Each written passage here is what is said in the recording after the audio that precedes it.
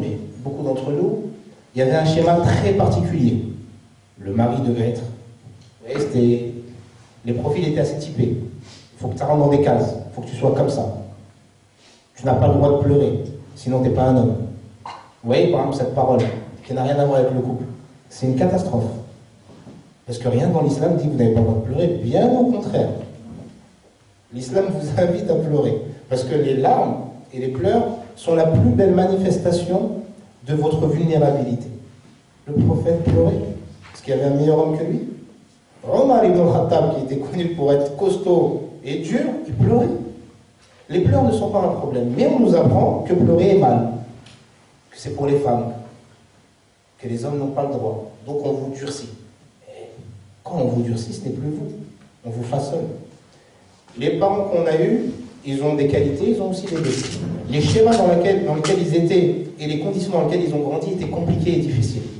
Ils se sont, beaucoup d'entre eux, éloignés de la sunna du prophète, mais certains, parce qu'ils étaient attachés à certains points, ont été sauvés.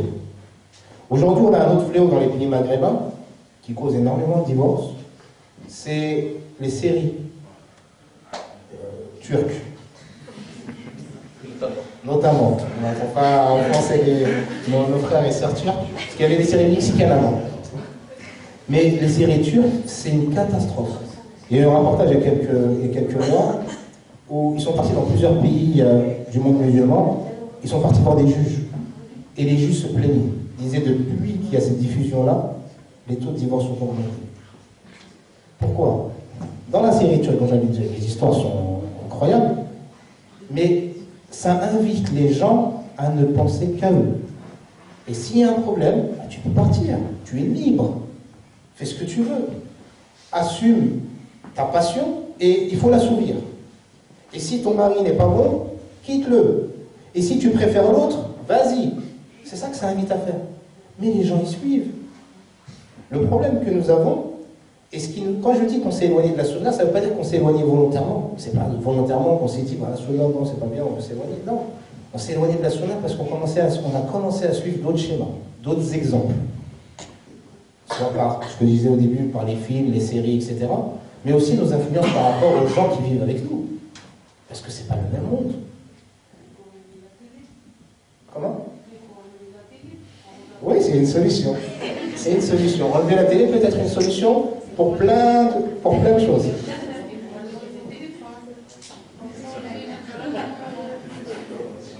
Oui.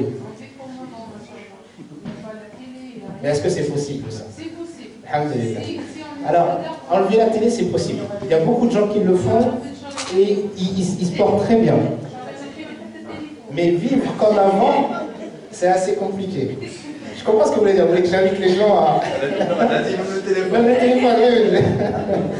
C'est pas simple, c'est pas simple. C'est-à-dire que vivre comme avant, c'est impossible. C'est-à-dire que si on veut régler nos problèmes, il faut être réaliste. Et il faut faire ce qu'on peut faire. Enlever la télé, c'est possible. Internet, c'est possible. Mais ça a un prix. C'est-à-dire que, vous savez, on a l'impression d'être libre. Parce que c'est posé beaucoup de problèmes dans... Ah oui, c'est clair. Oui. Je suis d'accord avec vous. Toute la journée, regardez la télé, toute la journée, SMS, toute la journée... Non, ça, c'est vrai. Vous avez tout à fait raison. Même la bouffe est... Vous voyez, bon, je peux faire chacun dans leur coin. Alors que la tradition du prophète, pour revenir à la sunna, c'est de manger tous dans le même plat. C'est pas pour rien. Vous voulez dire par rapport aux films turcs, ce qui se passe dans nos pays, est-ce que c'est pas la responsabilité des instances publiques qui font aussi ce choix d'offrir la culture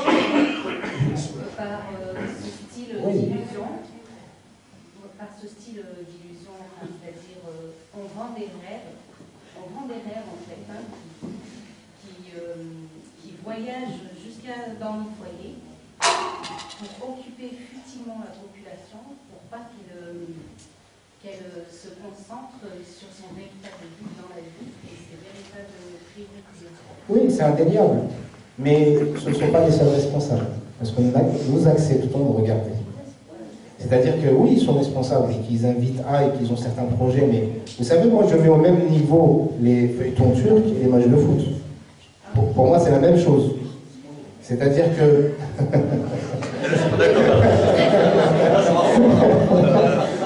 Alors, c'est très bien qu'ils soient pas d'accord. C'est ça qui est intéressant, c'est quand justement on échange et qu'on n'est pas d'accord. C'est tout le but de l'échange. Hein. Le but, c'est pas qu'on soit tous d'accord et qu'on aille tous. Le but, c'est qu'on échange et qu'on puisse s'apporter, que chacun puisse apporter à l'autre. Mais quand je dis que je le mets au même niveau, les feuilletons turcs et les matchs de foot, ça rejoint ce que nous dit notre sœur, c'est que c'est des phénomènes qui sont produits pour occuper les gens. Pour les occuper, pour qu'ils ne prennent pas compte et conscience de leur réalité, non seulement au niveau politique de leur réel problème, mais au niveau religieux de leur réel but. Je vais vous donner par exemple l'exemple de l'athéisme. L'athéisme, beaucoup de gens pensent que c'est le fait de ne pas croire en Dieu. Et ça, c'est faux. L'athéisme n'est pas fait pour ne pas croire en Dieu. L'athéisme, il est fait pour oublier Dieu. C'est pas la même chose. Parce que dans l'athéisme, ce qu'on vous invite à faire, c'est de ne plus penser à Dieu. Vous allez penser à vous. Et qu'à vous, et qu'à vos passions. Les matchs de foot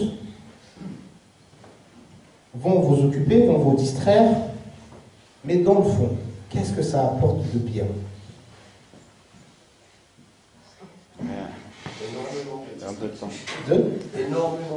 Énormément de bien. Qu'est-ce que ça apporte? Alors, vous n'avez jamais joué au football? J'ai été footballeur. J'ai été footballeur. Dans ce cas-là, il y a quelque chose que vous ne voulez pas soulever.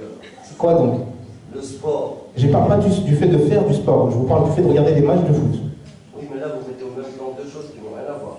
Parce que regarder un match de foot, c'est quelque chose de figé dans le temps. Il y a un début du match, fin du match, fini. Et quand on parle d'autres émissions qui, en fait, ciblent à déstabiliser la mentalité ou la conscience humaine pour l'amener à un but précis, c'est-à-dire l'individualisation pure des femmes et des hommes, au fond, il n'y a plus de mariage qu'il y ait des divorces. Au fond, la notion même du mariage disparaît. Donc c'est pour ça que je dis que c'est deux plans complètement différents. Ils ne sont pas si différents que ça, frère. Le foot, il n'est pas figé, le foot. Le match de foot, il n'est pas figé. Non seulement ça ne s'arrête jamais, c'est pratiquement tous les 3 jours. Il y a toujours des compétitions. Deuxièmement, au-delà du match de foot, tu as des émissions à tout va sur le foot.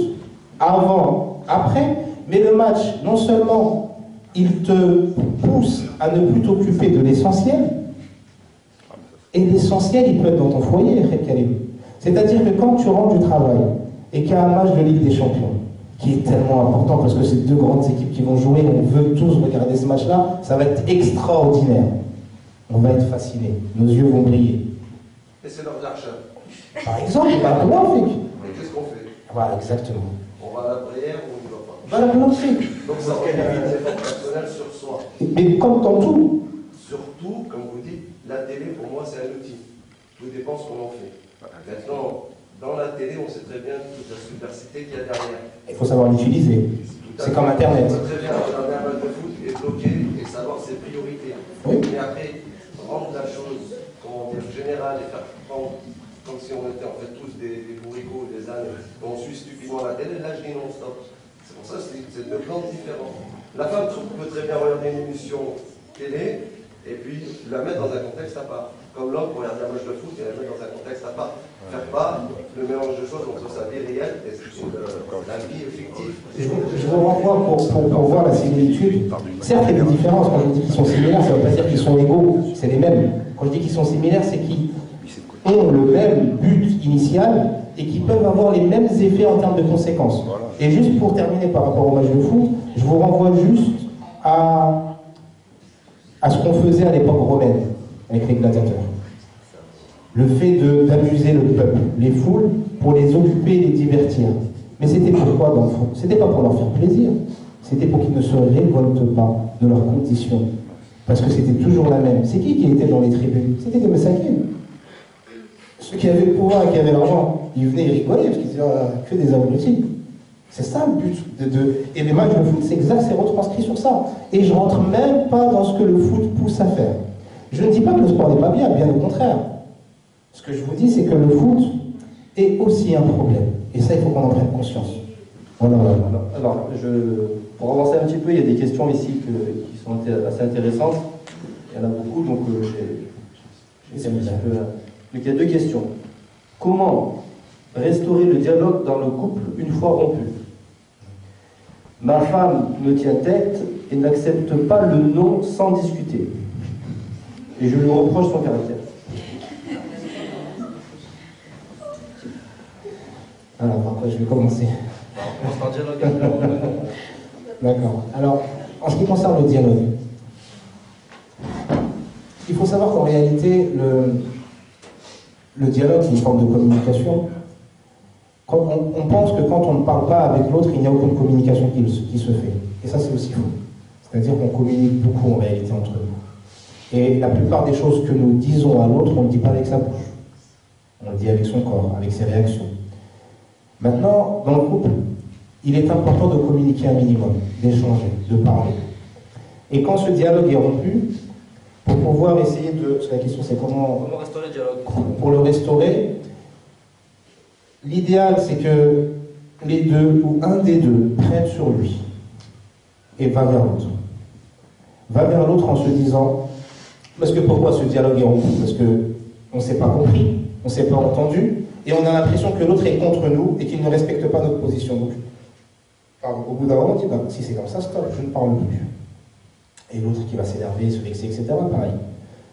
Si vous voulez renouer ce dialogue, il faut qu'un des deux prenne sur lui en se disant, ok, je vais laisser de côté soit la justice que j'ai pu subir, soit la compréhension que j'ai pu avoir, soit le droit qu'on ne m'a pas donné, et je vais faire un effort parce que le fait de renouer ce dialogue est bien plus important que le droit que j'aurais dû recevoir.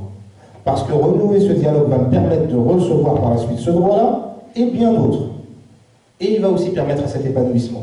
Donc ce que je vous invite à faire, c'est de prendre sur vous, même si j'aime pas trop cette formule, mais c'est de vous dire, d'essayer de voir l'intérêt de repartir dans ce dialogue-là et de retourner vers l'autre.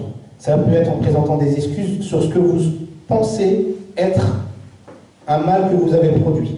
Parce que certains, quand vous leur dites, voilà, tu peux t'excuser, non, je ne m'excuse pas, c'est elle qui a le tort ou c'est lui qui a le tort, etc., on a tous nos torts. Et quand on retourne vers l'autre, on peut commencer par les torts que nous avons. Et le conseil que je vous donnerais, que vous soyez marié ou pas encore, c'est que quand vous pensez à l'autre, ou quand vous commencez à construire une union avec votre épouse ou avec votre époux, essayez, ne serait-ce que quelques mois, pour faire l'expérience, de délaisser vos droits, de ne penser plus à vos droits. Et concentrez-vous sur vos devoirs. Parce qu'en vous concentrant sur vos devoirs, vous allez non seulement donner le droit à l'autre, vous allez inviter l'autre à faire de même, mais le plus important en réalité, il n'est même pas là. Le plus important, il est de prendre conscience que quand nous allons quitter cette terre et que nous allons nous présenter devant notre Seigneur, subhanahu wa ta'ala, on va devoir rendre des comptes sur ce que nous avons fait, dont nous étions responsables. On ne rend pas des comptes sur ce qu'on devait nous faire, mais on rend des comptes sur ce qu'on était censé faire. C'est pour ça que notre responsabilité, notre engagement, il doit vraiment être dans la concentration du fait d'assumer son devoir. De là, vous allez vous éloigner de l'injustice. De là, vous allez apporter du bonheur, et de là, vous allez en recevoir. Et surtout, quand vous allez vous présenter devant Dieu, vous aurez moins de compte à rendre, forcément, parce que vous aurez tout fait pour respecter vos devoirs. Et quant à vos droits, soit vous les récupérez dans cette vie-là, ou vous récupérez quelque chose de largement meilleur dans l'au-delà. Mais vous ne les perdez pas. Cette pensée qu'on a de « j'ai perdu quelque chose », elle est fausse. Vous ne perdez rien. Ce que vous êtes censé avoir, vous l'aurez. Et si vous ne l'avez pas là, vous aurez autre chose là-bas, qui sera largement meilleur. Par contre, vos devoirs, si vous ne les assumez pas, personne ne va les assumer pour vous. Et devant Dieu, on ne pourra pas assumer. Allahu Akbar. Et la deuxième, ma femme me tient tête, n'accepte pas le non sans discuter. Et je lui reproche son caractère. Alors c'est deux choses. Alors est-ce qu'il reproche le caractère parce qu'elle n'accepte pas le non, ou est-ce qu'il reproche le caractère de manière générale? C'est par rapport au non? D'accord, donc on va partir sur le fait que c'est par rapport au non. Si vous avez deux solutions. Soit vous vous entêtez à être strict et à forcer la personne à accepter, à écouter et à obéir, mais vous voyez que ça ne fonctionne pas.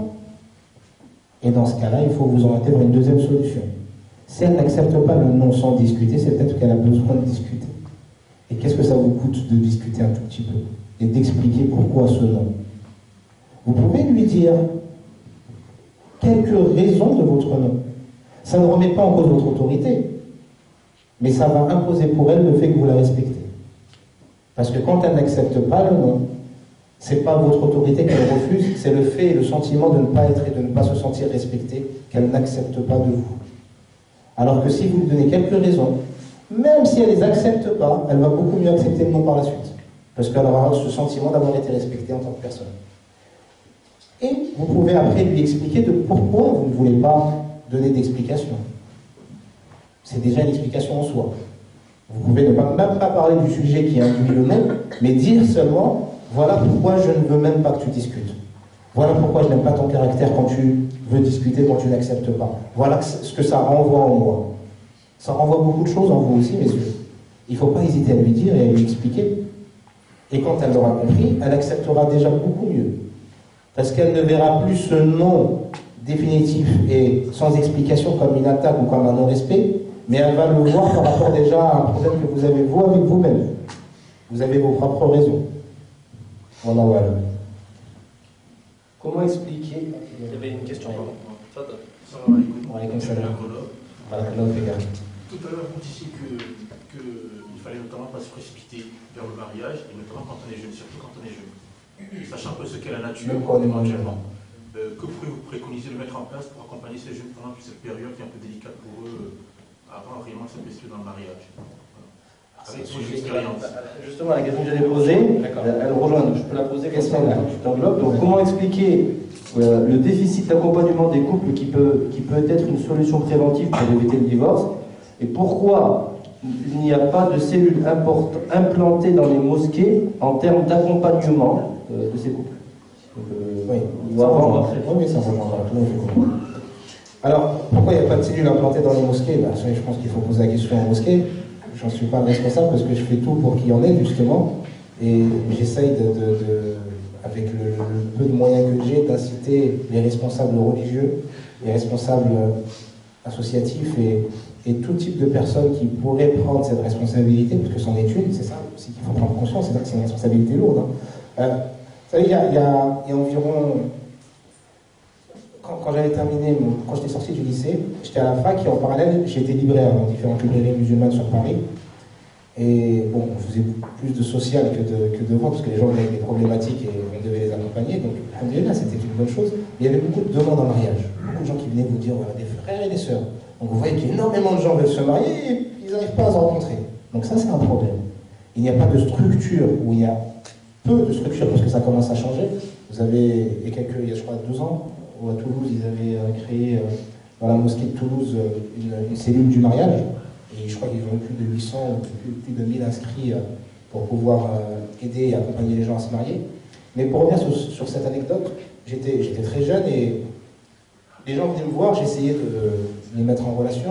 Et je peux vous garantir que c'est une histoire, mais pas possible. Au bout d'un moment, j'ai dit stop. Et je me suis dit, je ne le ferai plus jamais de ma vie. J'en avais marre. Et quand les gens venaient me voir, j'étais peiné pour eux. Désolé, rien, désolé, on se dit rien. Je ne le fais plus. La responsabilité, elle était trop lourde pour ma part. J'ai décidé d'arrêter parce que c'était trop compliqué. Parce que les gens vous demandent énormément, et en plus de ça, ils vous font des reproches derrière et ils vous poussent à assumer des choses dont vous n'êtes même pas responsable. Ça m'avait tellement épuisé. À partir de là, j'ai compris pourquoi les responsables le fuyaient, cette responsabilité aussi. Ce n'est pas une raison pour la fuir. C'est-à-dire qu'à partir du moment où on est responsable religieux, je pense qu'il est important d'intégrer dans nos mosquées ce type de cellules. L'idéal, ce serait que dans toutes les mosquées, il y ait quelques personnes qui puissent s'occuper de ça. Mais si ces personnes s'en occupent à part entière et à temps plein, il faut les rémunérer. Parce que nous avons aussi un autre problème, c'est qu'on veut que les gens fassent beaucoup de choses, mais on ne leur donne rien du tout. Donc on dit aux gens là, c'est bien que tu fasses ça, c'est bien que tu t'occupes de ça, c'est bien que tu t'occupes de ça. D'accord, mais je fais comment pour vivre? Mais on est mon frère. Faut que tu craignes Dieu un peu. C'est insolent. C'est-à-dire que la personne, on lui demande de faire un travail immense, parce que c'est pas rien de s'occuper du mariage. C'est un travail très lourd. Mais on ne l'aide pas.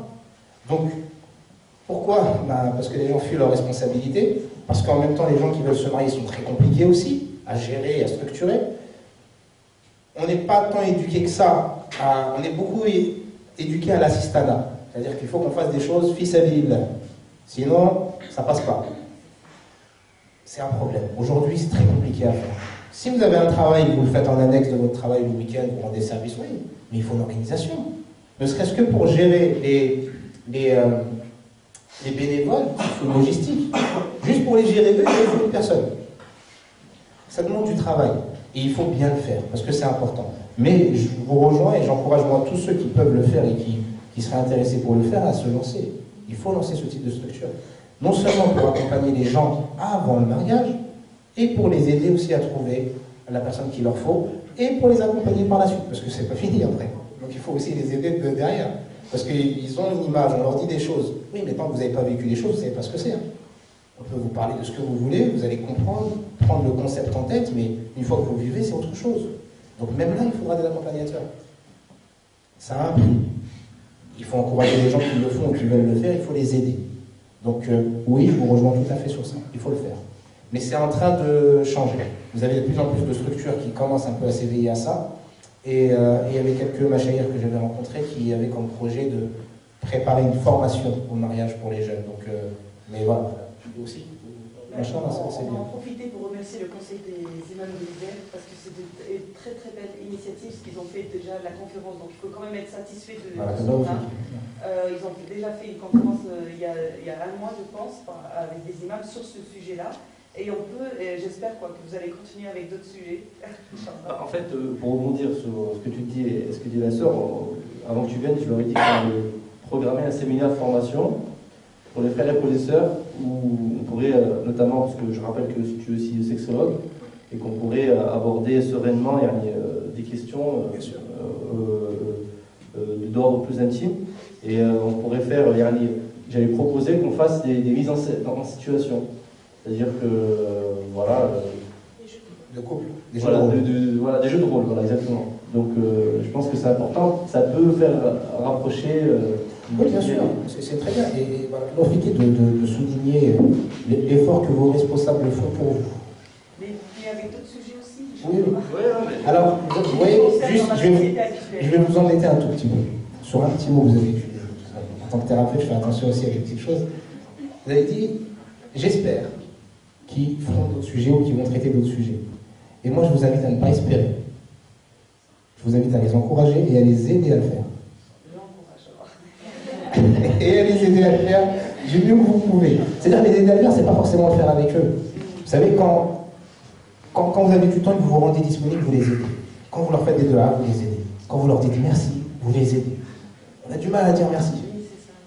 Quand ça va pas, ça va pas. Dire merci, c'est compliqué. Ça ne doit pas être compliqué. Et il faut que nous aussi, on apprenne à recevoir les merci. On a du mal à donner, on a du mal à recevoir. Et ça, c'est problématique.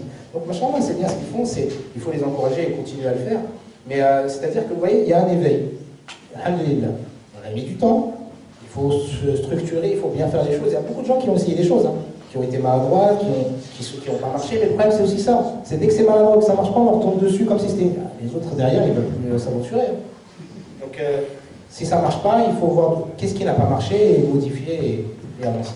Je veux prendre un rendez-vous avec un thérapeute de couple, mais mon mari ne veut pas venir. C'est normal.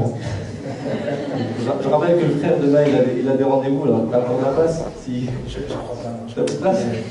Si, Inch'Allah, il faudra trouver un peu de temps.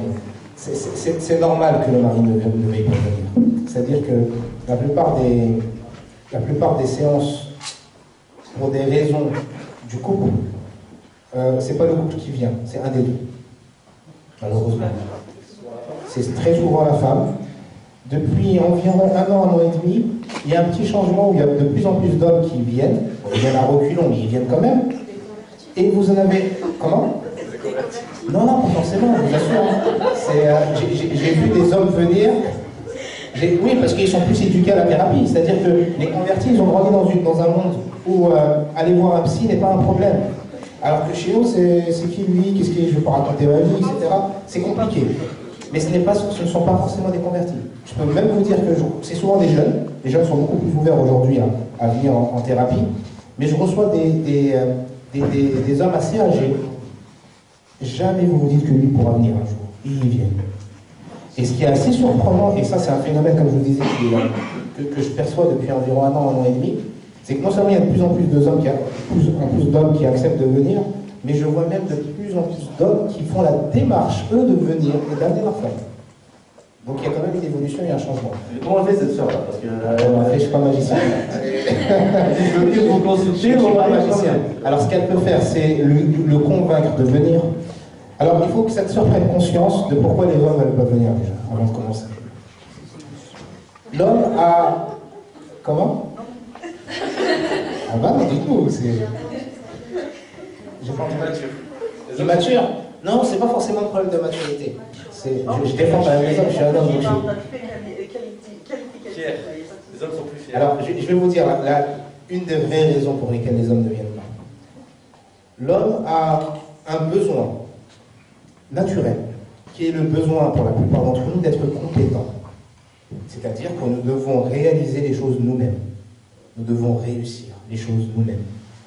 Ce n'est pas tous les hommes. Vous avez des hommes qui ont cette idée de compétence, mais quand ça ne marche pas ou quand ça n'arrive pas, ils arrivent à supporter, à avancer, etc.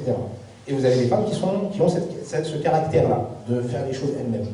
Vous le voyez par exemple quand on se perd. Vous avez vu par exemple votre mari en voiture, quand il se perd, il ne demande pas son chemin. Alors que c'est simple de demander son chemin, et ça va tellement plus vite. Mais pour nous, c'est compliqué. Pourquoi c'est compliqué? Parce que demander son chemin, ça veut dire qu'on réalise, qu'on manifeste le fait qu'on n'a pas réussi à le trouver. Et ça, c'est insupportable. Ça veut dire qu'on a été incompétent. Et qu'on l'accepte et que les gens le voient. Et on va tourner, même si on est en retard, et on va même peut-être mettre une pression à nos épaules pour dire « laisse-moi faire, je gère ». Je gère rien du tout, hein, mais on va gérer peut-être. Maintenant, vous voyez que ce besoin de compétence, il est important chez nous. Il faut que vous réussissiez vous aussi à en prendre conscience. Parce que si vous n'en prenez pas conscience, vous n'allez jamais nous comprendre. Il faut que vous compreniez que l'homme a besoin d'être compétent et qu'il fasse les choses lui-même. C'est pour ça que parfois nous faisons certaines choses et on les répète. T'as vu ce que j'ai fait? T'as vu comment je l'ai fait? On a besoin de montrer qu'on a réussi quelque chose, parce que ça nous fait du bien. Le problème, dans la thérapie de couple, c'est que le fait que cet homme puisse venir en séance signifie qu'il reconnaît, qu'il accepte et qu'il tolère devant vous le fait qu'il n'ait pas réussi à résoudre le problème qu'il y a entre vous. Et ça, c'est insupportable. C'est-à-dire que le fait qu'il y ait un problème dans le couple, c'est dur pour vous et dur pour lui. Le fait d'aller voir un thérapeute, ça rajoute une difficulté pour lui.